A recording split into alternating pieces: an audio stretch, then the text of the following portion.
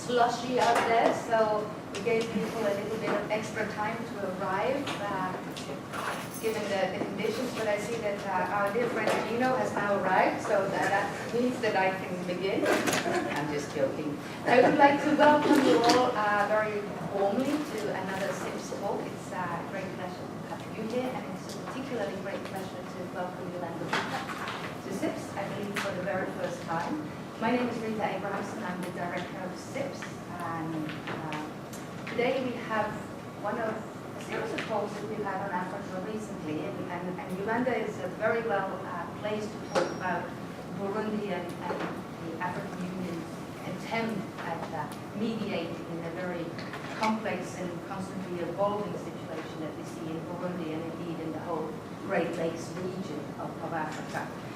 Yolande Bouka is a visiting assistant professor of international affairs and African studies at the Elliott School of International Affairs at George Washington University in Washington, D.C. And she's also a LU Institute visiting scholar at the School of Public Policy and Global Affairs at the University of British Columbia in Vancouver, where I bet it's raining all the time. Is it? I guess. Yolande Bouka is she's one of these brilliant scholars who manages to combine being an academic and a scholar and a practitioner. And her work kind of crosses these fields of academic engagement and policy engagement.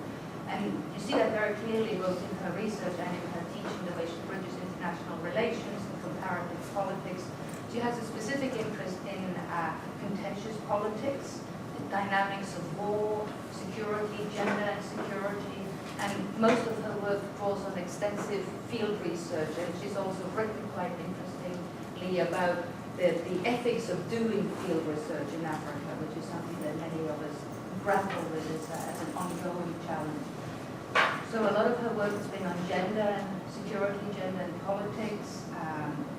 She is talking today, I would like to mention one more thing.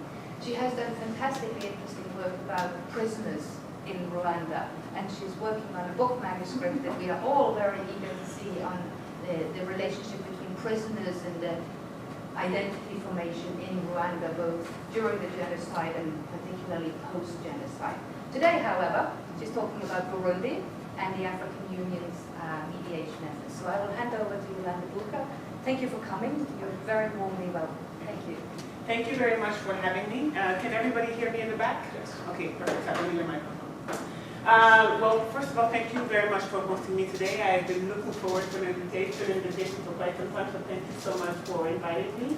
I'm a Canadian scholar. I was raised in Canada, but then I fled south of the border.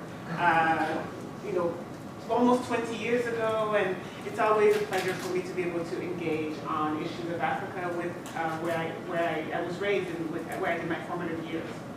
So today's talk, as the title mentioned it will be about the African Union's attempt to mediate the most recent crisis in Burundi. Now we're talking about a crisis that started in 2015, but that hasn't necessarily ended. And as we're entering pretty soon the 2020 electoral cycle, I think it's important to see the way in which the African Union, but also the East African community, will have to manage what I'm assuming will be an increase in tension in the country, in the region. So I'm really looking at this particular case study of the 2015 election and the 2015 crisis as a case study to inform maybe how we're going to be looking at the dynamics in the region next year. So the Burundian crisis of 2015 was sparked by the ruling party, the CNDD-FDD's decision to put President Nkurunziza as a candidate for a third time in Burundi.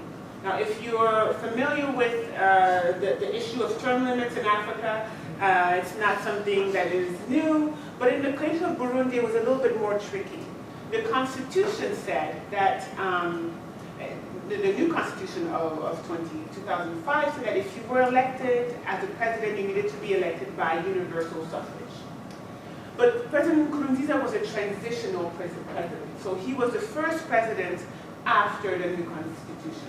And the first time he was elected by parliament. The second time he was elected, it was by universal suffrage. But the Constitution also says that if you are a president, you can't be president for more than 2 terms.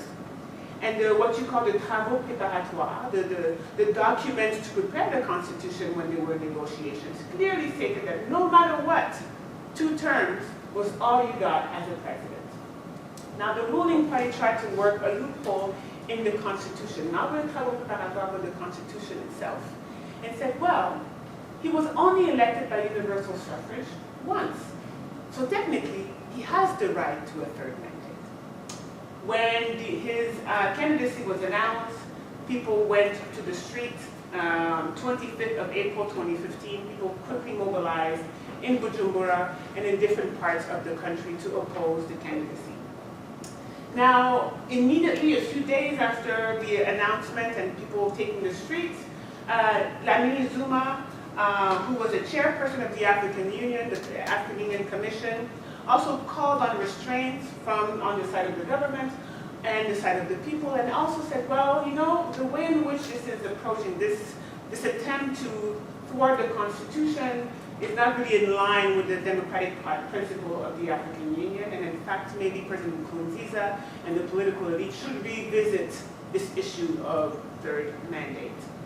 But protesters continued in the street, and their argument was because of the way the Constitution was written, and most importantly, the intent of the framers of the Constitution following the conflict really indicated a sense that one of the problems that led to the civil war in Burundi was this idea of personalizing political leadership, and that with the term limits as enshrined in the Constitution in the peace agreement in Arusha would allow for more peaceful democratic transition in the country.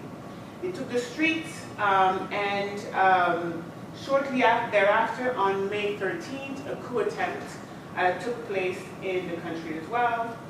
And this was a faction of the ruling party. Now, often the narrative when we talk about Burundi or when we talk about Rwanda is to essentialize any type of political division along ethnic lines. What is interesting about the case of Burundi is, while the civil war had been a question of ethnicity and access to power and a legacy of political violence along ethnic lines, the May 13 coup attempt was not really, and even the protests were not really about ethnicity. If you go back, in fact, 5 years before that, the 2010 election, the majority of the people who were targeted by political violence by the ruling party, the CNDD-FDD, were in fact people who were aligned with another Hutu political party, the FNL. So when you were reading the media in 2015, people were saying, we're afraid that another genocide is going to happen, the tensions are taking place again along ethnic lines. But those who were paying close attention to the developments really noticed the majority of the people targeted were people of Hutu ethnicity, the same ethnicity as the ruling party. Now, this is not to say that some of the violence and some of the purging in the security sector was not also taking place along ethnic lines. But the ruling party really intended to crush dissent coming from all directions, including within its own party. The coup attempt of May 13, 2015 was in fact led by somebody who used to work for the president. He was a former head of intelligence. He was a former ambassador of Burundi to Kenya. So this was somebody who was initially part of the inner circle of the president, clearly making a stand about the unconstitutional way in which the president was trying to remain in power. The coup failed, and what the ruling party ended up doing following the coup is really crushing political dissent inside the country. The government burned the private media outlets that had been critical of its regime. It led many attempts to arrest civil society organization leaders. Some of them had assassination attempts against them. So you saw a massive exodus of political dissidents, journalists, and members of civil society organizations. The AU tried to respond in various ways to the situation. But the first thing that they did was to delegate the responsibility to mediate the crisis to regional organizations. And this is usually often what the African Union does. This idea that you have maybe a comparative advantage as a regional organization to manage a crisis that is taking place in your own region. So this principle of subsidiarity between the African Union and regional economic organization in Africa is not new. The problem is not all regional organizations are built the same. They don't have the same level of experience, and most importantly, they do not all have the same priorities in terms of organization. If you look at an organization in West Africa like ECOWAS, ECOWAS has been involved in providing peace and security for countries in the regions in the past. So it would make sense to assume that in times of political or security crisis, the African Union would turn to an organization like ECOWAS. SADC in Southern Africa has also very much been involved in mediating crises in the region. But the East African community is a little bit more complicated. Their primary focus is one of economic integration. They fight, they collaborate on issues of integrating borders, integrating budgets, integrating the ways in which they're going to trade, harmonizing rules about visas to allow free flow of people, free flow of goods, and allowing better tourism once you're in the region. Now, not all the countries of the East African community have responded to these calls the same way. So in the East African community, you have Rwanda, Burundi, you have Kenya, Tanzania, Uganda, and recently you have Sudan, who was also, South Sudan, excuse me, who was also invited to join the EAC. In the East African community, Uganda and Kenya have been very aggressive with regards to integration. Tanzania has been a little bit more reluctant. There's issues of land. They're very protective of their land. Well, you have a country like Rwanda and Burundi, where access to land is a little bit more challenging. Yeah? But their main priority has been one of economic integration, and they've not been very engaged in the issue of interfering in each other's politics. So when the African Union delegated the task to mediate the crisis to the East African community, at the time it was President Museveni who was also had the responsibility to mediate the crisis. So what I want to do is to talk about the three ways in which the African Union was involved in Burundi. The first one is one of mediation, along with the East African community.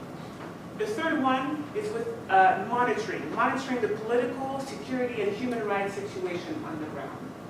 And finally, the third one was an attempt to provide peace and security to the region through the deployment of troops in Burundi. So, mediation. As I mentioned, the bulk of the mediation efforts were entrusted to the East African community. Unfortunately, the East African community, in addition to not really wanting to focus on issues of politics, also had amongst its own members some disagreements about how to approach the Burundi crisis. Now, if we look at the person who was elected to lead the mediation, President Museveni, he's not necessarily one who is to give lectures on the promotion of democracy and democratic consolidation. That was one thing. He was one who first changed the term limits in his own constitution initially, and then, after the crisis in Burundi, changed the constitution or forced his way through the constitution to change it to allow, to change the age limits that would have prevented him from running for office. So you already have a little bit of a problem when you see who is called to mediate. But most importantly, at the time, President Museveni was also focused on his own re-election in Uganda. So he didn't really, at least from an observer who was on the ground and was based in Kenya at the time and was doing frequent trips between Nairobi and Bujumbura, talking to different stakeholders about the situation there. He was not one to really get involved very actively in the mediation. In fact, he delegated the task to his Minister of Defense, who lacked the gravitas to impose his will in a negotiation room and to bring people to the table. Following that, maybe about a year later, once the elections had already taken place and people were really placed in front of the fait accompli, it was the former president of Tanzania, Benjamin Mkapa, who replaced Museveni, and saw and it ended up seeing the same type of challenges to be able to bring the people to the table for negotiation.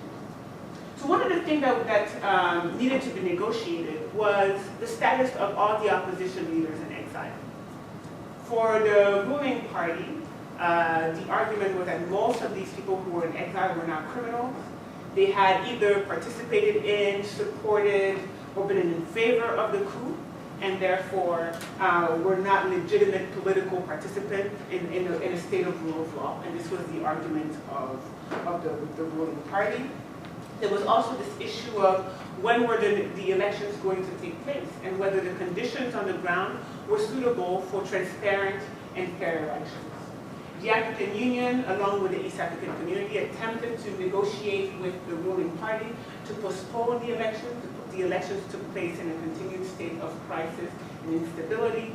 Political opponents, members of the security sector were targeted for assassination. There were reports that the intelligence services were arresting and torturing members of the opposition. Different human rights organizations documented some of these things. So the African Union really tried, and the East African community really tried to push the ruling party to postpone the elections until the situation had normalized, until they had figured out who would be eligible to run for the elections. The ruling party deferred to the Electoral Commission, and the relationship between the ruling party and the Electoral Commission is also up for debate in terms of the independence of the Electoral Commission, and then they decided to move forward with the elections. Now, I'm going to put a little bit of an aside away from 2015 and go back again 5 years earlier. The elections of 2010 resulted in another crisis back in 2010. And what ended up happening is that the opposition argued that the place for the political space was so limited that there was no possibility to have free and fair elections in Burundi. And what they ended up doing is many of them who had fled in exile decided to, who ended up fleeing in exile after the election, ended up boycotting the 2010 election. Now this is often a strategy that is used by opposition leaders in sub-Saharan Africa when you find that the landscape, the political landscape, is simply not suitable for free and fair elections. But it's also a tactic that often ends up backfiring in the face of opposition leaders. The elections took place in 2010, regardless of the participation or the lack of participation from the opposition. And what you ended up having in Burundi is a de facto single-party state, which allowed the opposition to control the legislative agenda between 2010 and 2015. It also allowed the government to pass additional laws to further restrict political space in Burundi. What the opposition was trying not to do in 2015 is to repeat the mistake of 2010. They understood that if they boycotted, they would allow the government to engage in the same type of practices that they've done between 2010 and 2015. But that became problematic when a lot of the political leaders who would have been contenders were in exile and were no longer allowed to return to the country. Two opposition figures, one of which is Agathon Rwasa, who was a former head of a rebel party who decided to put down his weapons, or was compelled to put down his weapons to enter the political scene, decided to run for election but had challenges registering his political party ahead of the elections. I fast forward a few weeks later, the elections take place, the ruling party wins a resounding victory, the President Nkurunziza, wins the elections, he is sworn in. Agathon Rwasa has an ambiguous role in the parliament. He won the votes even though he didn't fully campaign. And this was a way in which the government or the ruling party was trying to demonstrate its willingness to play well with others. See, we have him. We didn't allow him to run the elections the way he necessarily should have, but we allowed him to run for office. A few of his delegates have won seats in parliament, and in fact, we're going to name him as a high position in parliament. So despite the efforts of the African Union to try to have free and fair elections or delayed elections, it failed. Now there was a divide in the East African community between the technocrats and the heads of states. The East African community sent a delegation to monitor the elections. And the leaked report revealed that according to them, the elections were not free, they were not fair, and they were not transparent. This is the people who are working actually, the technocrats, the people who have training in peace and reconciliation, who decide to work for the commission. Yeah. But the heads of states did not necessarily embrace this report. The report was buried, and the East African community heads of state ended up accepting the results of the election, or keeping silent in order not to block the vote. Now, following the elections, you continued to have violence, and the violence was perpetrated on one hand by the ruling party and the security sector, intelligence services, the police. But we should not forget that there was also an armed rebellion in Burundi, that contributed to a lot of the insecurity, attack of security bases. There were grenade attacks, exchange of confrontations in urban areas that resulted in a number of casualties. The majority of the security situation, however, at least according to the African Commission on Human and People's Rights, who sent a delegation to Burundi in December of 2015, argued that the majority of the violence really the responsibility lay at the feet of the ruling party. The tensions became so tense at the end of that year that there were talks of sending at least a police force. Even the United Nations convened a special meeting in November of 2015 to try to figure out what could be done about the security situation. So the idea was to send African Union monitors on the ground to monitor the human rights situation. There was a problem, however. While the Burundian government agreed to allowing the monitors on the ground, there was never an MOU signed. Whenever the African Union attempted to sign the MOU, the government shifted, delayed, and up to now, you really don't have an agreement in terms of this mission that should have continued to be there years after the elections. So what you had was a small contingent of observers who ended up operating with the UN, which had a presence in Burundi at the time, a limited presence at the time. The AU monitors could not go outside of the capital to assess the situation outside of Bujumbura, but continued to write reports and to submit reports to the Peace and Security Council at the African Union. And the Peace and Security Council took these reports very seriously, in addition to the report that was issued by the African Commission on Human and People's Rights at the end of that year in 2015. Compiling all this information, the Peace and Security Council issued a communiqué at the end of 2015, requesting that the Burundian government accept the deployment of 5,000 troops, African Union peacekeeping troops, to ensure the protection of civilians. So you go from me trying to mediate the crisis to monitoring the situation on the ground to then deciding to deploy troops to promote, or at least to protect the civilians who were caught in the crossfire. Now, the Peace and Security Council attempted to do this in two ways. The first way is to get the Burundian government to accept the deployment of troops.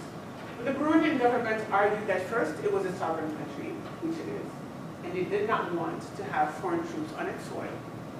And secondly, that the crisis of 2015 was really over.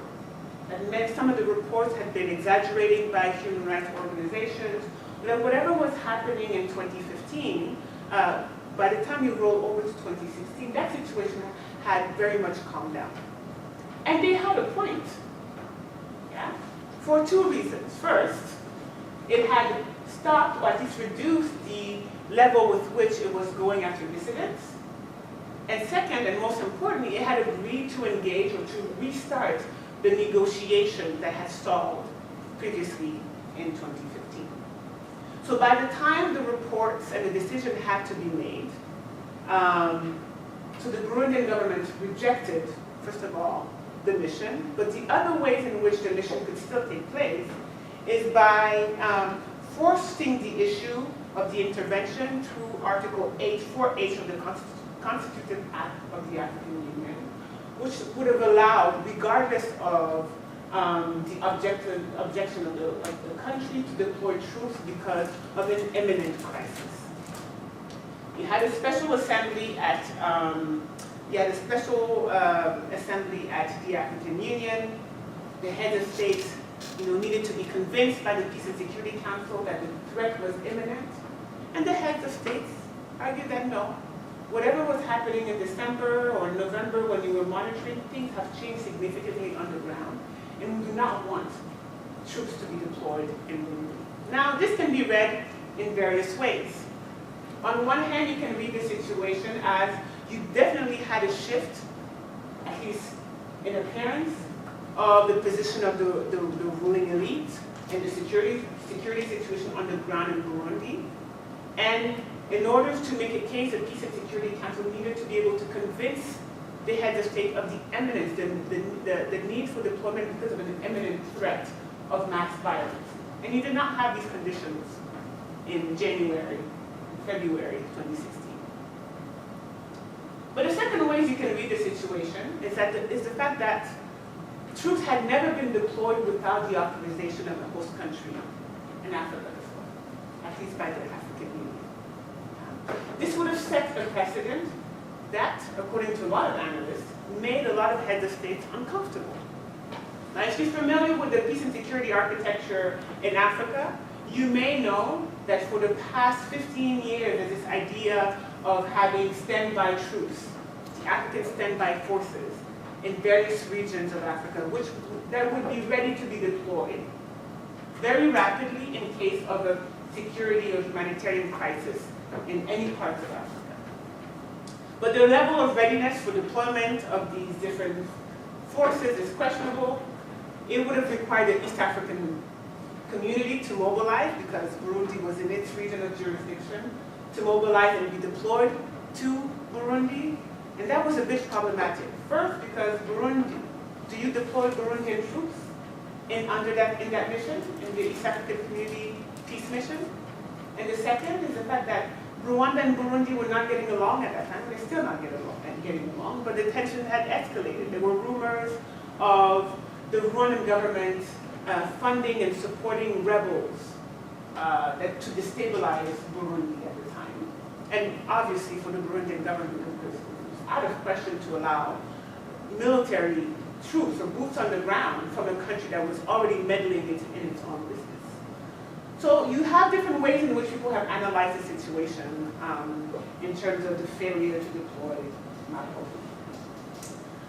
Now, if you assess the African Union's intervention or engagement in the Burundian crisis 4 years, retroactively, in hindsight, what can you learn from this situation?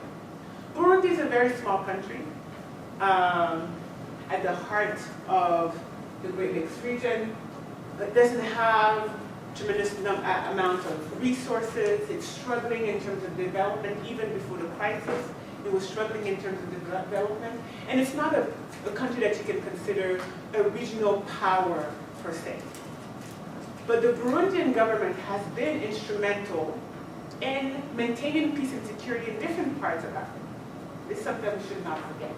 And for Burundi, I think the Burundian government, this was also a way of leveraging its power on the continent and with international organizations and international actors who were trying to pressure the Burundian government to move more towards democratic consolidation.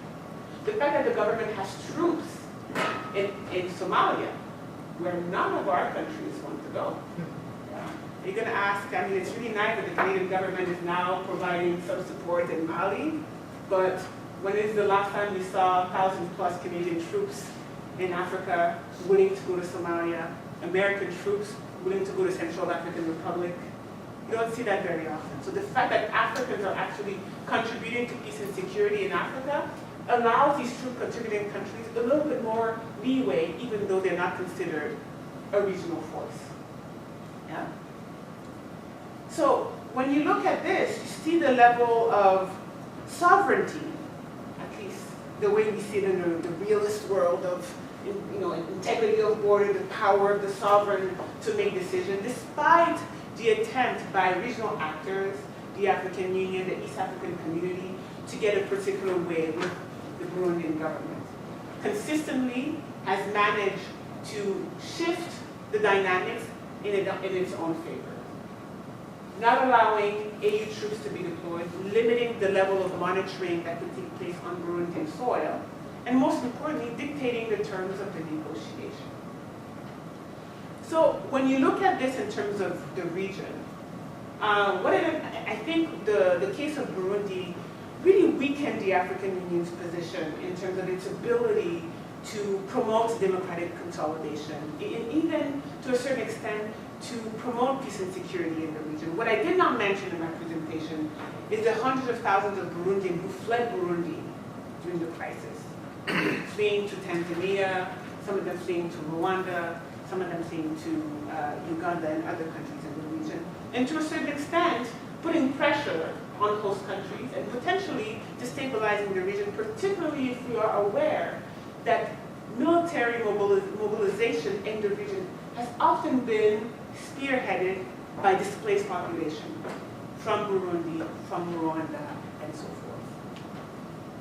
Now, if you fast forward a few years later, what you end up seeing is the Drc situation. Very different dynamics in DRC. Very different country, but equally limited response or capacity from the African Union to get its way. If you follow the recent elections in the DRC, you may know that the results were contested, to put it diplomatically, and that the African Union tried to have delays or revisions of those numbers. And the African Union hasn't been able to do that. But some may argue, well, the power of Kinshasa is very different from Bujumbura. That is true. But you end up having elections in Rwanda, in Uganda, and in DRC following the crisis in Burundi. And very limited capacity of the African Union to promote democracy as it defines it in those countries. Now, you can say what you want about the African Union, it was not for lack of trying. It has deployed pretty much all of the arsenal they've had in the Peace and Security Council to promote mediation, to promote monitoring, and to promote intervention when it deemed it necessary. But here again, you have a disconnect between the technocrats, between the people who are doing the work, who are measuring, assessing risk, and those who end up making the decisions in terms of whether or not you're going to deploy, whether or not you're going to be effective in your mediation efforts.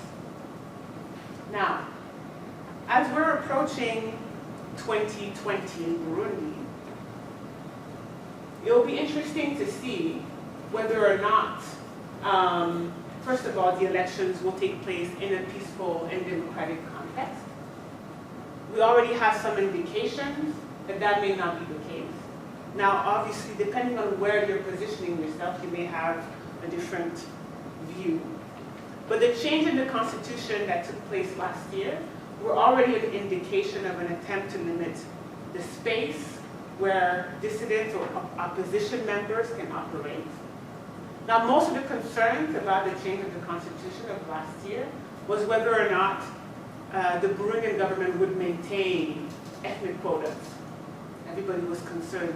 The Burundian conflict is an ethnic conflict. If the Burundian government changes the ethnic quotas, you're going to have a return to ethnic tensions. The Burundian government did not touch the ethnic quotas.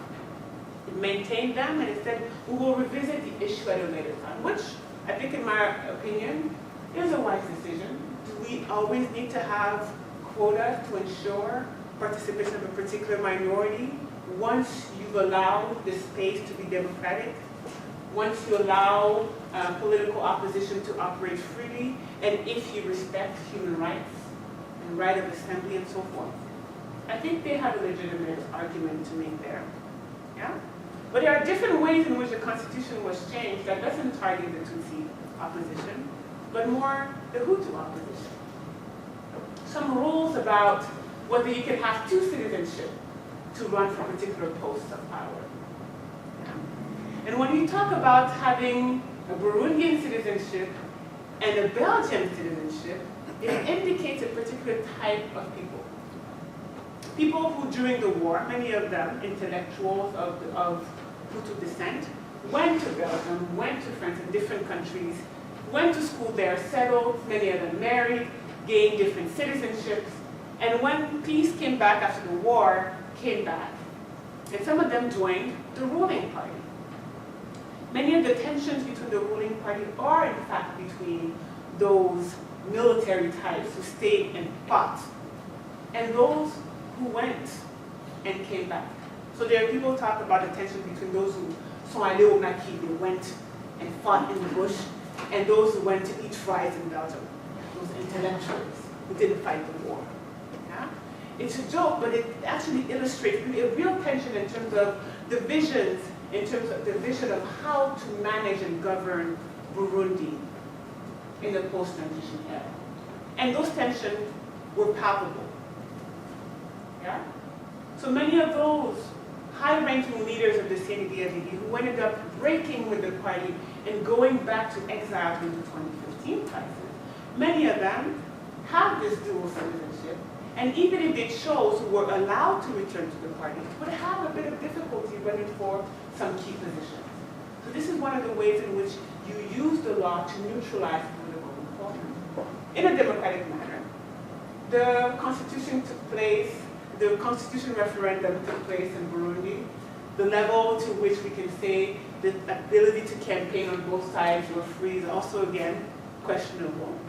But according to the results, and the double checking of the results and assessing the legality of the process, the Burundian people agreed to this particular type of changes. What we also know is that Agathon Rwasa, who is one of the leading opposition members who could challenge the leadership of some of the members of the political elite in the CNDD-FDD, has had a hard time registering his political party ahead of the election. Now, President Nkurunziza has promised that he would not run for office in the next election. Some argue that it was tensions within the party, or that he never intended to run for office again. It's a little bit early to tell. We'll see once we hit the end of this year, the beginning of next year, whether or not he will not run. But we know that Kabila did not run in a DRC, and yet the extent to which you've had a democratic change of leadership is also questionable. Thank you very much.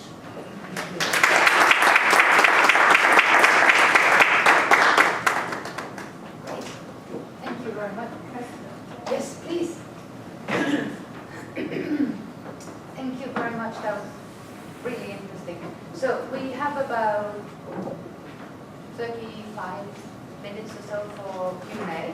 I will open it up. I will only ask you kindly to introduce yourself when you ask a question or make your comment, and then we'll go to that. At the back. My name is Andrew. I'm a second-year PhD student here in the School of Political Studies. My question is regarding the opposition boycotting the election. We hear about this happening quite a bit, and I have an idea, obviously, of what their goals are for that. But do you have an idea, or can you just shed a little bit of light on concretely, like what do they hope to gain by doing that? I know that it's kind of to undermine the legitimacy of it, but do they concretely hope to do anything? Because as you said, I mean, often it can just result in them being completely pulled from the political stage. So I just mind if you shed a bit of light on concretely what their goals are for that. I think oftentimes the idea that if you boycott, as you've mentioned, you will undermine the legitimacy of the process, yeah? Or at least say that you don't have a free and fair process. We're not participating because the conditions on the ground are so bad that we would not have a chance to compete under such conditions. I think it's also the idea that if you do participate in the process, that is a corrupted process, or one where the political space is so limited that you have no chance of even competing, that you are legitimizing the process by participating, and therefore the results then end up being free and fair. You participated, so you can't really complain about the results once you've participated. And it's really them if you do and them if you don't. authority, because sometimes the conditions are so limiting. I'll give you the example in the case of Burundi, for instance. The ability of the opposition to campaign outside of the capital was quite limited. And it's not because by law they weren't allowed to meet, but you would have to, and this is part of the changes that were implemented in 2010 and between 2010 and 2015. In order to be allowed to meet, have a political meeting, you needed to get an authorization, or at least to notify the police by a particular time. And at any time, the local authority had the right to revoke the authorization to meet if it was an issue of security and public safety. Now, we know that authoritarian regimes use this idea of public safety quite a lot, but what does it mean is that you are not able to have political rallies, you're not allowed to have political meetings, even to strategize outside of particular areas. So it's not that you can't win, because some of these political parties have no illusion that they can win the majority of these votes, but they believe that in a free and fair context, they will allow to have at least to win a blocking minority. Yeah. And the win was a constitutional arrangement, at least was designed prior to the recent changes in the Constitution. You needed to have a really high quorum to be able to change the Constitution, to be able to pass different types of laws. The new Constitution has definitely lowered the threshold. You just simply need a simple majority. But the idea is that you participate in elections to contribute to setting the legislative agenda. So when you're in a context where wherever you go, you try to participate, you try to protest, you get arrested, you try to hold a meeting, your opponents get arrested, you have a choice between saying, I'll participate anyway, even though the process is completely unfair and I will not even win the number of seats to get the blocking minority, or I make a stand. And the idea is that then the international community, and this is the problem, this over-reliance on the international community's willingness to intervene, its capacity to intervene in an issue of sovereignty. I don't think Canadians would want to have Americans intervene in their elections, or Americans would want anybody else intervening in theirs, even though maybe sometimes somebody should. But the reality is that it's quite limiting. We don't have that much options. So they tried it in 2010, at least in the case of Burundi, realizing that the international community was not necessarily keen on challenging the legitimacy of the process for a variety of reasons. One, Burundi was considered a success story.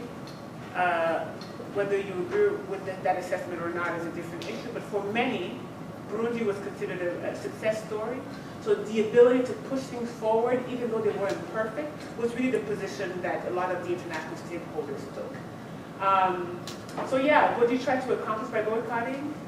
Demonstrating that you're not willing to play a game where the rules are skewed or unfair, trying to get the international community or regional actors to intervene to level the playing field ahead of the elections, and maybe get enough mobilization on your side to move things maybe away from the power holders. Does it work? Really quickly, on top of my head, I can't think of a situation where it has, but I know there's other scholars of African studies and African politics who maybe can think about cases. But it's really, you lose one way or another.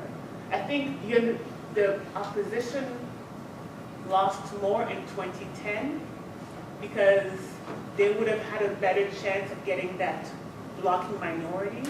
And by 2015, the playing field had been skewed so much by all the laws that had been passed to curtail political space with society organization and for political parties, that 2015 would have been more challenging, even though they did participate, some of them did participate.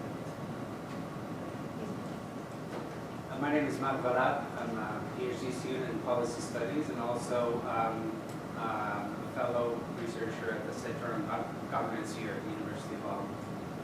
So I just want to first add some additional detail to your account, which is, I find pretty accurate. There are many issues that are ongoing, I think, in Burundi still that are questionable, among which is the rule of law really at applied within the country for everyone and at every level of civil law, for instance. There have been many cases of people being spoiled of their assets, especially Tutsi, who had to flee the country, often with the cooperation of the courts. And so when these things happen, and freedom of speech or association are hindered, how can you build the conditions for a real free and democratic election? There's also the formation and of youth brigades, especially around Burundi, who are roaming the neighborhoods and, imposing a sort of fear context for the population, and especially targeting Tutsi neighborhoods again. So these things are ongoing. In a way, I would like to say that I'm not so sure that I would de-emphasize the ethnic divide as this regime is ongoing right now. The current government also de-associated the country with the ICC. Right before the ICC started his own inquest on the ground and asking Burundi to bring proof of human rights wrongdoings, which is actually being processed in The Hague. So all these things are going on, and so I would turn this into question, have the international community, by letting all these things happen and closing his eyes, has allowed a dictatorship regime to hide behind a curtain of pseudo-democracy. And I think the real truth is going to come for 2020 to know whether Nkurunziza is going to run or not. All your points are absolutely accurate. There's one point that I want to make about the ethnic dimension, which is that often I get that type of pushback when I try to nuance the complexity of the political situation in Burundi. When I spend time working with diplomats, trying to monitor the situation on the ground, the question was always, are we going to get Rwanda? Are we going to get a Rwanda in Burundi? And when their assessments concluded that no, you're unlikely to have a Rwanda in Burundi, then people step back and say, no, that's not that bad. We often analyze ongoing crisis, and this is, because this is our frame of reference. And I talk about academics and policy individuals as well. We often analyze specific conflict dynamics in light of previous conflict dynamics, without always recognizing the way the conditions on the ground have shifted. So the idea is not to say that the ethnic dimension is not there, and like I mentioned, even in the security sector, people who were high-ranking generals, there were Tutsi high-ranking generals, many of them have been purged in different ways, forced to retire. There's been, in some communities, more of a targeting of Tutsi individuals, people who are seeking asylum in various countries, many of them who fled to Rwanda were of Tutsi descent. Many of those who fled to Tanzania, however, were not Tutsi, they were Hutu. So this sense of fear and insecurity was not only focused on one side. Yeah, there's also the fact that the ruling party, many members of the ruling party are descendants of or are survivors of the genocide of the Hutu in the 1970s.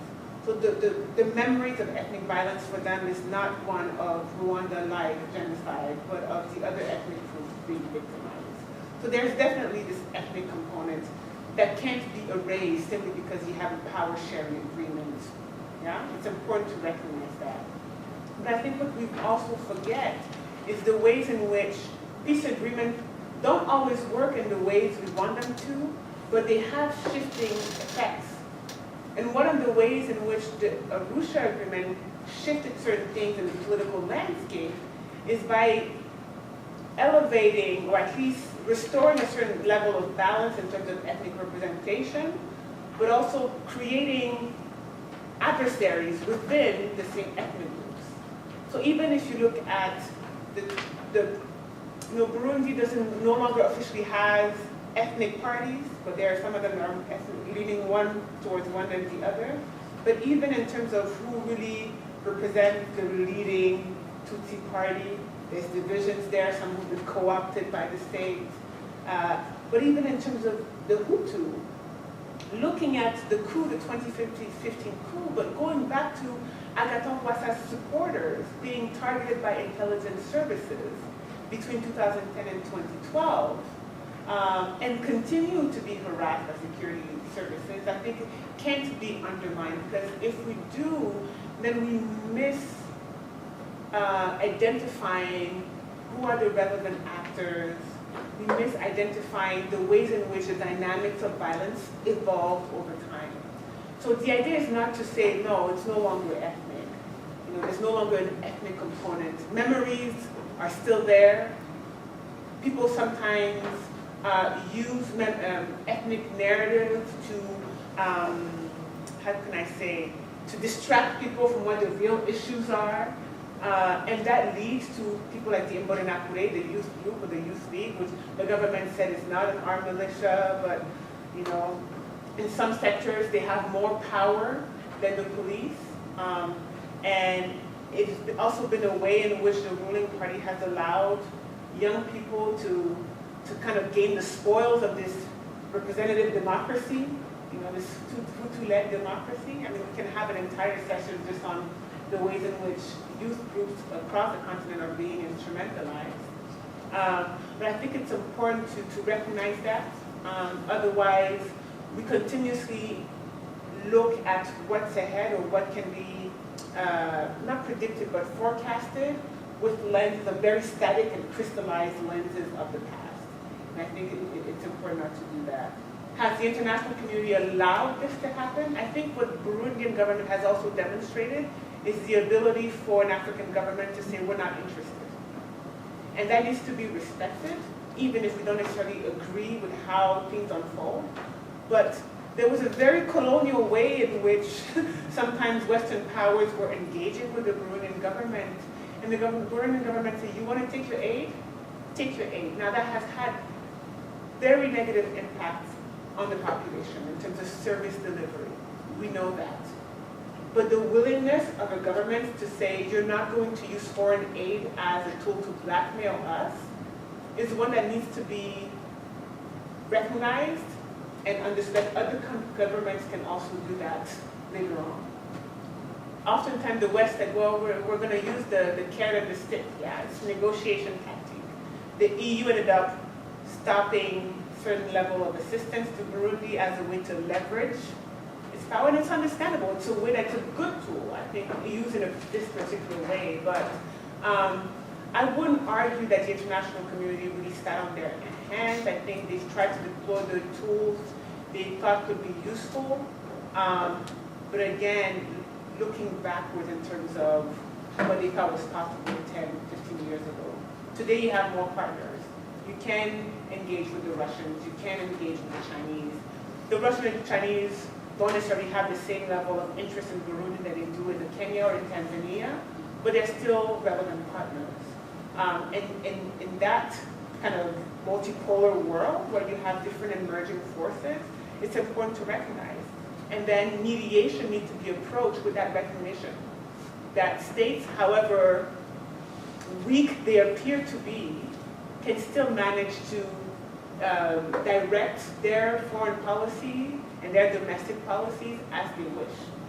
And I'm not saying that's a particularly good thing in this particular context, but it's one that needs to be recognized, accepted, and we need to reevaluate the tools that we have and the ways in which we engage with the global South in general.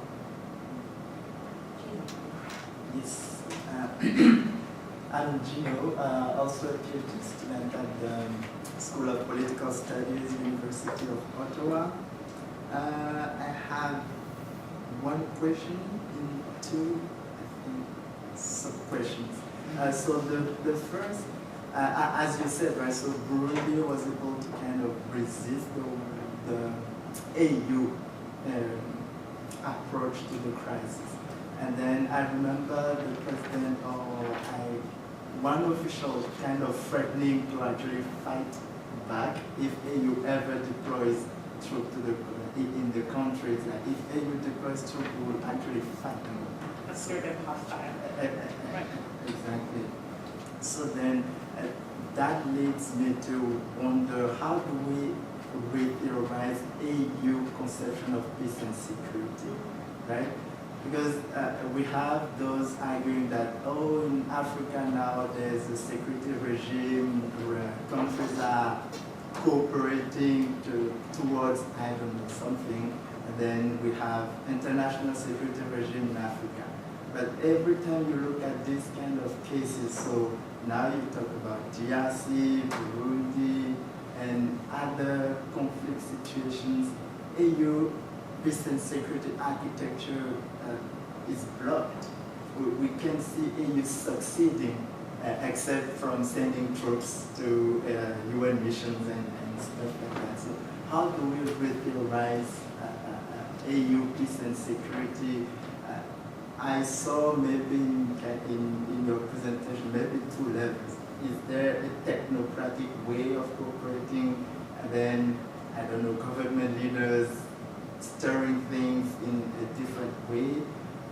Will that be a way of conceptualizing? Because then currently it's about African Union is cooperating towards peace and security, and we can see You know, when you had the Organization of African Unity, I think one of the biggest criticisms that people were giving the organization was this, you know, non-interference, meaning indifference, and then with the advent of the African Union, it's kind of this idea that you no longer are indifferent to what's happening, particularly following what happened in Rwanda. What you ended up seeing is an increase in training in the people who are involved in early warning, you know, assessing the situation on the ground, early warning, and then trying to work on potential policies to be implemented. But it's really interesting when you do go to Addis and you talk to these people, they know exactly what's going on. They know exactly what could potentially diffuse a situation or another, but there's this wall between the heads of states who have different domestic and foreign policy imperatives than those who are really in charge of assessing, you know, kind of the technical needs of every security situation. So I think the AU that you have now is very much different from the Organization of African Unity in terms of the capacity that it has to fully assess the situation on the ground in a way that you didn't have 25 years ago.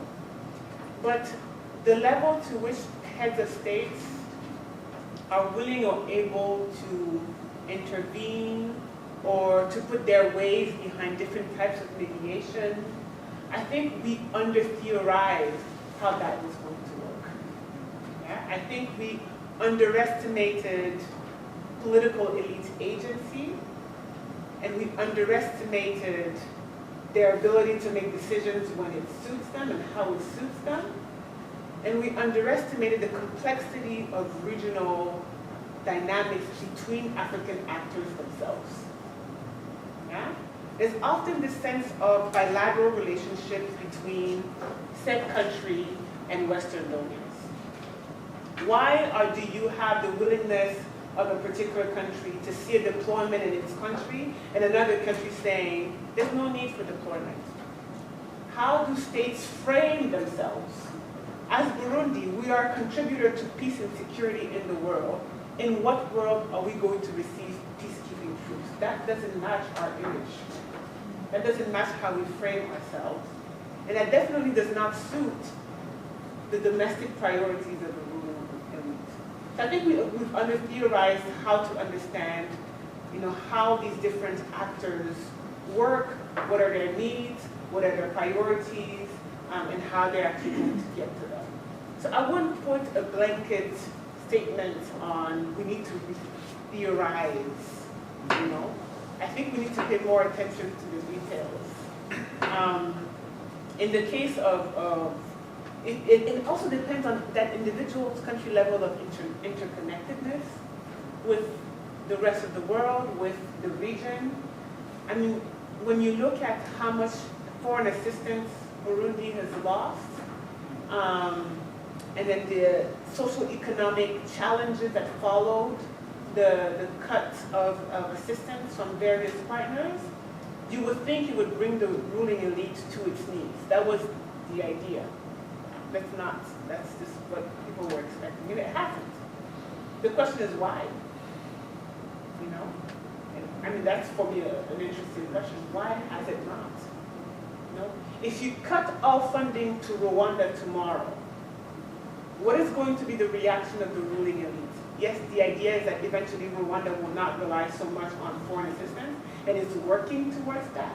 But today it's still relatively dependent on that assistance if the world or the West or whoever says we're no longer giving you funding today.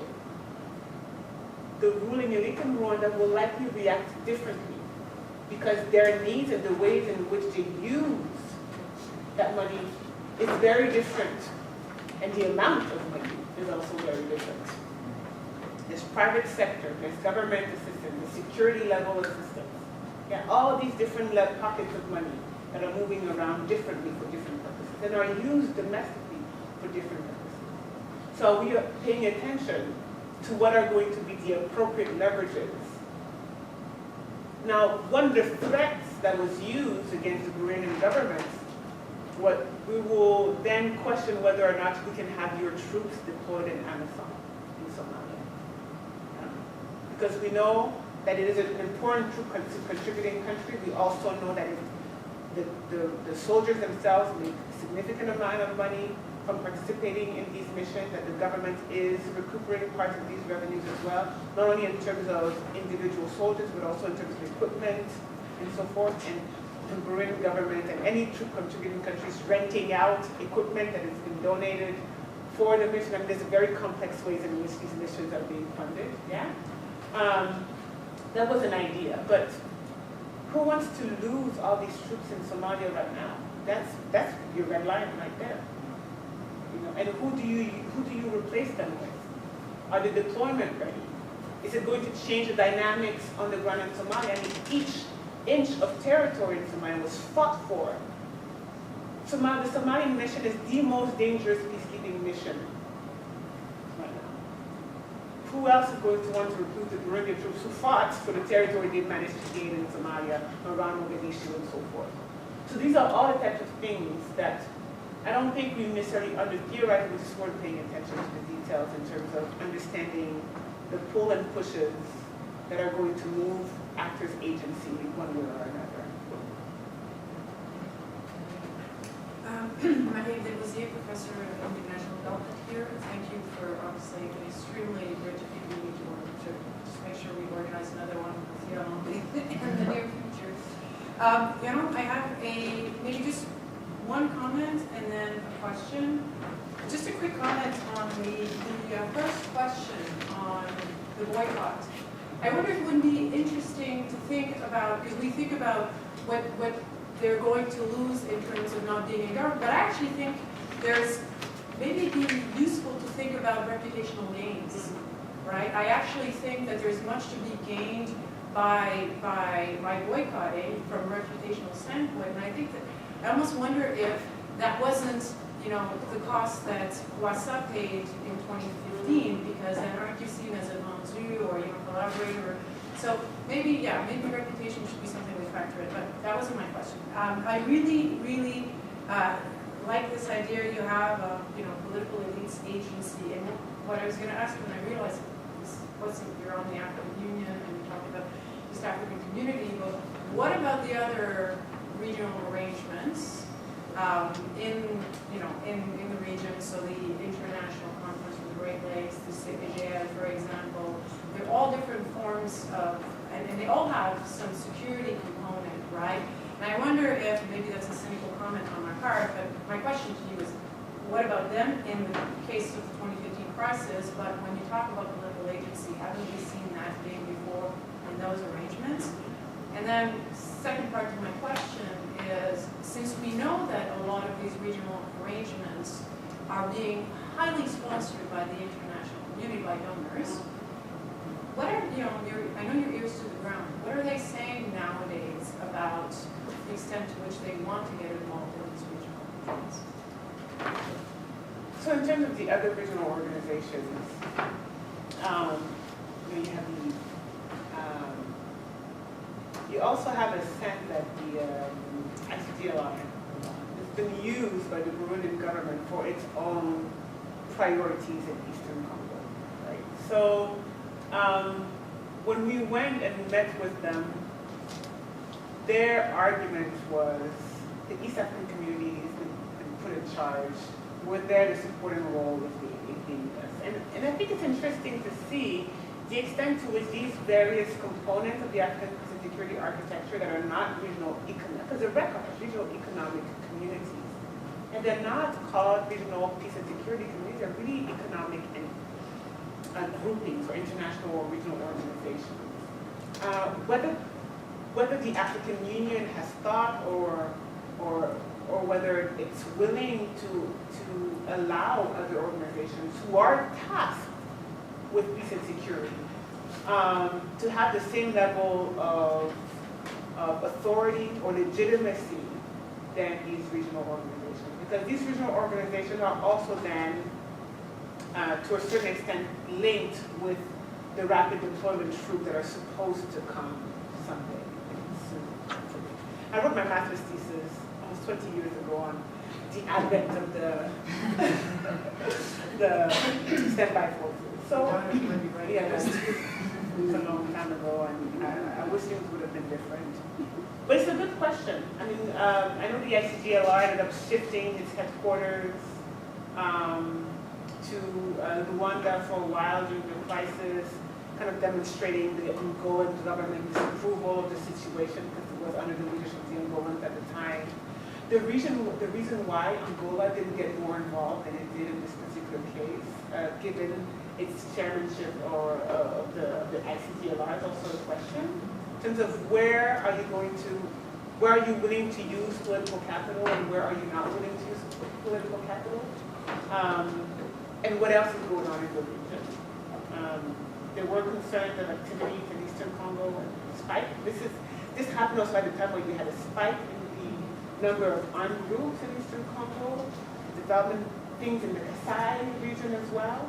Were they busy with something else? I'm not sure. It's a really good question. Why did they not take a more of a role in that crisis?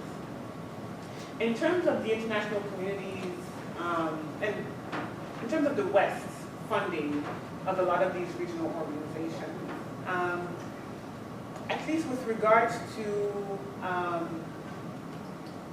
some of the stakeholders I've engaged with, their willingness to help fund capacity building is still there.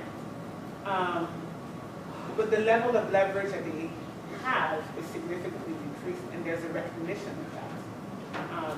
And there's also a sense, at least from the region, that there's a desire for more autonomy and independence. Being seen as funded by the West is often going to be a limitation for an organization like the African Union, right? Whenever the African Union says something about your country that you don't like, it's because it's funded by the European Union. Right? And it automatically it develops a narrative of lack of legitimacy because you become a stooge to the West. At the same time, I also question the extent to which some of the political leaders who are championing this financial independence from Western donors are doing so truly for issues of sovereignty, autonomy, as opposed to not having the constraints of human rights conditions. And I put human rights conditions in brackets because some of this stuff is nonsense. So there's that. I mean, there's the ways in which, for instance, even the European Union had challenges engaging with the East African community during the crisis because, on one hand, they're no longer funding specific types of programs in terms of bilateral relations between Burundi and the EU, but then this tension was instrumentalized by some actors in the East African community. I'm not going to name names, but some actors in the East African community arguing that they could no longer fund specific programs for Burundi because of this tension, which was not always the case. Depending on the program, it funded the regional organization as a whole and not specific countries, but it's also instrumentalized by domestic actors. So I think there's still a willingness to fund, but they also, let's remember, the European Union also has its own constraints. They're seeing the migrant crisis as something that has to be managed, and a lot of their development assistance has been diverted from programs on the continent and elsewhere to dealing with all these refugees who are coming out of nowhere, and we don't know why now. I'm being sarcastic here, but there are limitations, and I know that in terms of the African Union's mission in Somalia, the Americans and the EU they both put a lot of money, but this is not going to be, there's going to be an end to their willingness to fund, and they've demonstrated that by cutting the per diems of individual soldiers who are deployed and trying to push for a timeline. So, yeah, I think they're willing to continue funding the capacity building efforts, but there's also recognition that they're not necessarily getting the leverage for the bucks that they're spending. At least their anticipated leverage will be probably good. Do you think that if the AU succeeds in its current reform efforts to raise more money internal to the continent and thereby increase its own financial independence, do you think that could influence the situation? Will it make the AU more effective in these types of situations? I don't think so. No. I think you need to have a clear will to either you change the level of power that the heads of states have, which I don't think that's going to happen anytime soon, or to change the normative framework with which heads of states are operating with the organization. I don't necessarily believe that it's the lack of funds per se that is limiting the AU's ability to be more successful in some situations. I really think it's just good old international relations and maybe I'm being tunnel vision in the way I'm looking at things. But if, and this is my personal, and I'm being transparent here, but if, when Kagame tells me he wants an independent African Union, part of me questions whether he wants that independence because he thinks that if they're independent, they can be more productive and they can help the ordinary African citizen, or whether then there's no longer the pressure of having to comply with certain conditionality if you get that money. And the Rwandan government, lost part of its funding, the security sector funding, during the Second Congo War, where the international community had it with Rwandan and Ugandan intervention, covert intervention in Eastern Congo. Yeah. You were talking about the ICC, for instance, the case of the ICC. I mean, how you rewrite a narrative about an organization to me is fantastic, it's unbelievable. The ICC was created, and part of the reason why it was created was because of African lobby and desire for the creation of an international court that would be standing, that would act as a deterrent for crimes against humanity. Should the ICC investigate cases in Iraq? Absolutely. Afghanistan? Absolutely. The United States? Possibly. Yeah, but African leadership rewriting of the history of the International Criminal Court to then put itself as a victim, to me, is very laughable. When you hear the Kenyans saying they're only targeting us, the slogan in Kenya was, don't be vague, go to The Hague. There was domestic mobilization for The Hague to investigate what was going on in Kenya. The referral of Kony was a referral from the Ugandan government.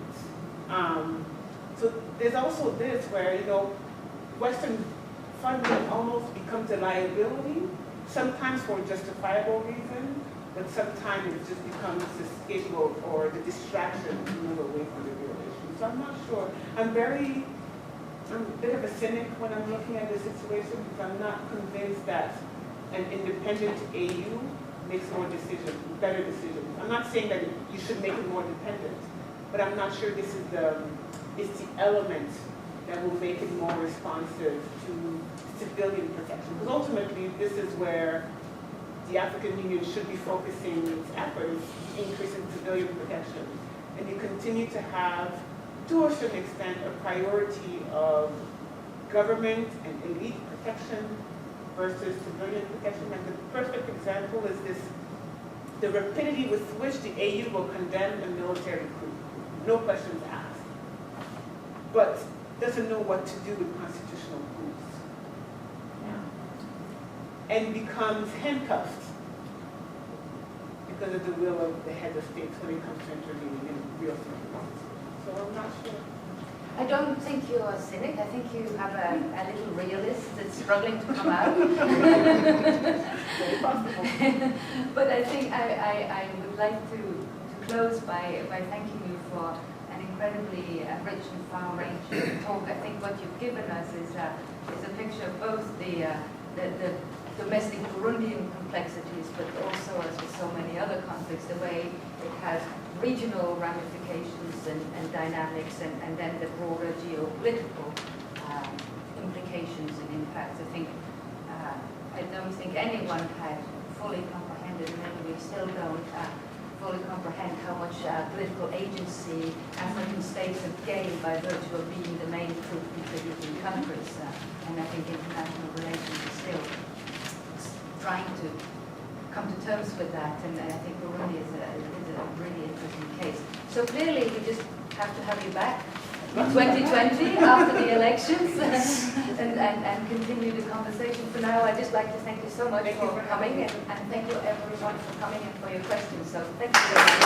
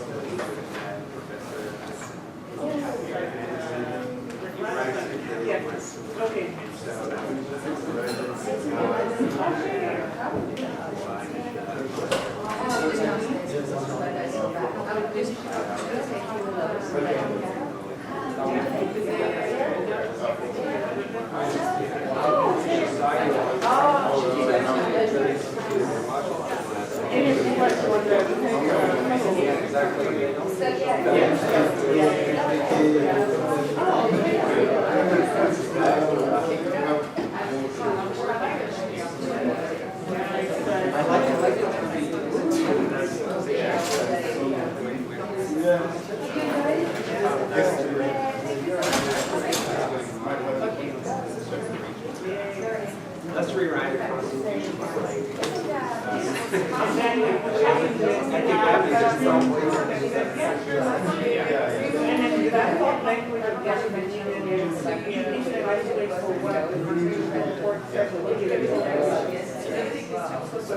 The Constitution would be very institutional, believe it or not.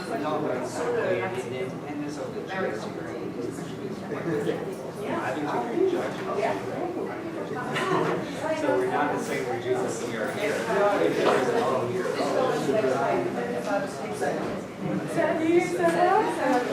We will see. I mean, my pessimistic assessment is supposed to be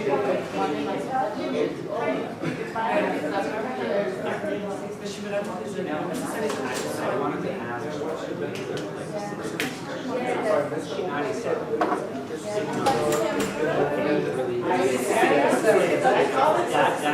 was the thing that forced to negotiate.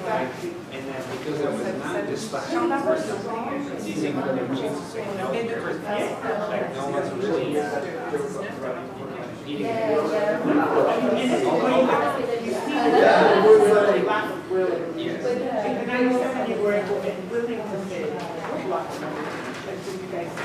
I mean, don't have to come all this money. Or find a job that's really nice and important. If one is not there, working, or we have if I'm,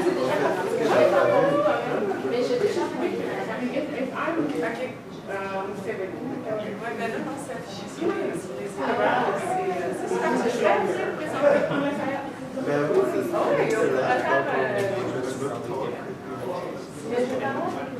Another issue is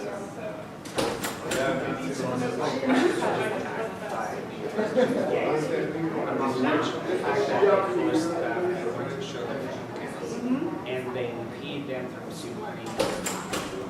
And so they literally took control of foreign aid given to civil society organizations, charity organizations. That's like really bad impact on population, but also it sends a message of not even civil society is allowed. And that's one of the consequences. and also demonstrates a certain level of resilience. How to get around pastoral restrictions. But it went, right? You speak French? Okay, what was it? What was it?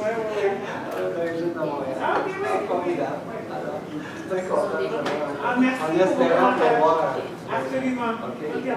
One choice is saw Burundian demonstrators on Ireland. Yes. But not many. No, there's a small yeah, we're not leaving. No, I'm not sticking to Jesus. No, I'm not.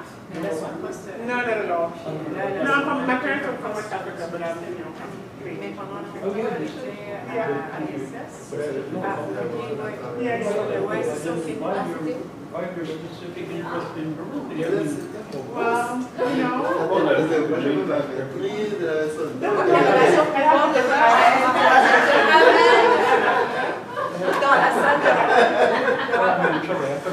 You're a junior researcher. I don't know anything about name. No, my name is going to betray my identity. It's the name, you can find that name in Greece, actually. Mais parce que c'est ça. But again, like numbers of maybe 10 or a dozen. Yeah, there's not that many. It's a small diaspora. And they spoke French and their position. Maybe now I understand a little bit better these exiles. I guess they were part of the exile. Yeah, they were probably the opposition. You're welcome. Bon boss. Hello. Je ne sais pas si je vais dire félicitations ou merci, mais c'est vraiment la très belle présentation sur le Burundi. Merci beaucoup. Ton prénom? Je me présente, je suis Pascal Zimène. Enchantée. À la ville de Burundi. D'accord. Et je continue à soutenir sur des sociales. Et j'ai pris 2 livres sur le Burundi. Ah bon? Le premier, c'est sur la représentation politique des femmes. Et le deuxième, qui vient juste de sortir le temps c'est sur la relation interethnique et intra-ethnique. Et j'ai apprécié comment dire je montre ça dans le livre. Il faut que je prenne une carte. Oui, j'ai bien, je te donne tout. Tout. Ah, parfait. Tout. Ça, c'est mon premier livre. Voilà. Le deuxième livre de sortir et Toi, elle est venue préparer. C'est ça. vraiment, j'ai bien étudié. Ah, mais je ne sais pas jouer là. On essaie de mettre les mots dans un panier forme Oui, non. Et j'aimais l'exemple que tu as donné comment la nouvelle constitution vise beaucoup plus Oui. mérite pour tout qui habite à l'étranger et tout ce qui sont bons. Et ça, c'est un petit détail, et c'est ce que je disais aussi à la professeure Marielle et à ton ancien collègue, que dans plusieurs recherches sur le Burundi, on ne donne pas, on n'apporte pas l'importance aux détails. Et ce sont ces détails qui permettent en fait la compréhension de la réalité telle qu'elle est, au lieu de la réalité telle que l'Occident la veut. Parce qu'il faut qu'on se dise que l'Occident c'est la sommation.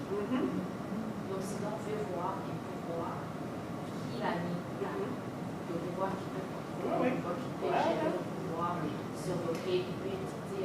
On est tous pareils, non? On est tous pareils. Kagame n'a pas mis Kabila au pouvoir pour ses propres intérêts. Non, en réalité, c'est ça les relations, c'est ça le pouvoir en fait. Tu vas pas, si tu peux choisir un bon voisin avec qui tu vas t'entendre, tu ne vas pas aller choisir le voisin avec qui tu ne t'entends pas. Donc si tu peux influencer ce qui se passe chez ton voisin, tu vas influencer. Mais moi, ce que je trouve triste, c'est quand on utilise des chercheurs pour les fins politiques. Moi, là, ça m'énerve. Je me dis, soit tu es chercheur, soit tu es politique, mais pas les deux. Mais ce que j'ai trouvé dans ta présentation, il n'y a pas la politique. C'est vraiment la recherche. Mais il y en a qui tombent dans le panneau aussi. Parce que le truc, c'est que tu sais, il y en a qui, comment dire, sans le vouloir, s'ils ne sont pas capables de se mettre la tête au-dessus des. Tu sais, ça bouge vite, hein. Fait qu'il y en a qui tombent dans le panneau. Ouais, tu sais, quand tout a commencé, oui, dans le financement, mais aussi, tu sais, quand les choses. Toute la question, moi je me souviens tout autour de. C'est la poudre de citron. Oh, ça va. On peut le ranger là. Mais autour de avril-mai 2015, c'est là où il y avait plein de chercheurs qui ont commencé, tu sais, toutes les pétitions sur le. Parce qu'ils sont tombés un peu dans le panneau de dire, OK, c'est encore quelque chose qui est absolument tout outil. Mais c'est pas par. Dans certains cas, c'est pas par intérêt stratégique ou par agenda politique, c'est parce que c'est comme dans le cadre de référence. Fait que tu sais, c'est ça, tu sais, c'est comme si je veux comprendre, la seule façon que je suis capable de comprendre ce qui se passe au Burundi, ça va être nécessairement l'époque. Puis donc il retombe dans cette espèce de. Fait que tu sais, mais je suis d'accord avec toi, dans certains cas, oui, c'est des cadres politiques, mais dans d'autres, c'est un peu. Et puis aussi une manière aussi dont moi je me souviens quand j'ai commencé à publier des trucs, je me suis assise avec des mitoyens, quand il était ministre, non pas Willy, son frère, Alain, qui dit oui, la recherche de l'ISS, l'organisation de travail, la recherche de l'ISS sur le Burundi, il n'y a rien d'impressionnant, il y a plein d'erreurs.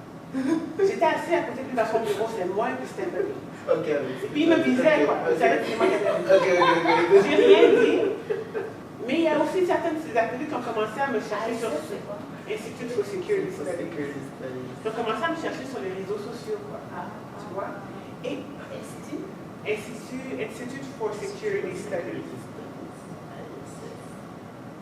Et puis, tu sais, la manière dont les gens répondent à ta recherche, les gens parfois se braquent. Et du coup, même si tu ne voulais pas prendre une position au départ, les gens se braquent et répondent. Et du coup, il n'y a plus de nuances. Hein? Parce que c'est toi qu'on vient chercher, on vient t'insulter parce que, ah non, on m'a insulté. Je dis, il n'y a pas de problème. Moi, ça me dit absolument. Je ne vais pas mentir. Je n'ai pas de famille au bout.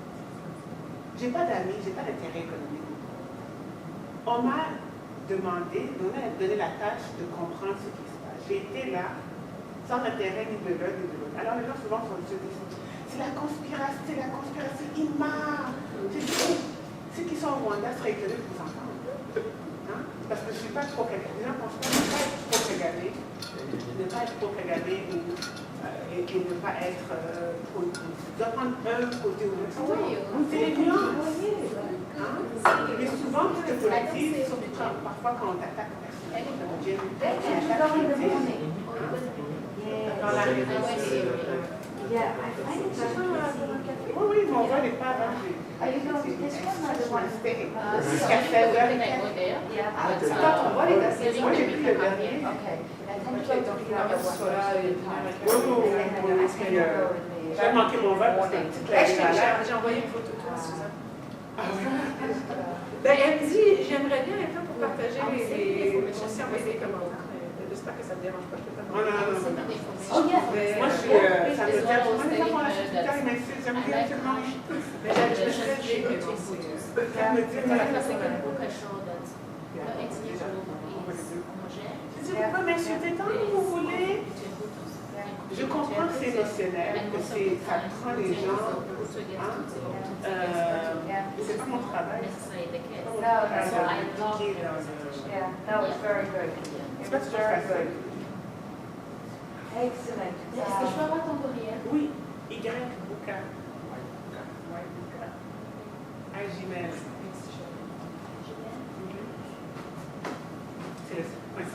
C'est le seul qui est stable. Quand je passe d'une institution à l'autre, donc c'est le seul qui reste le même.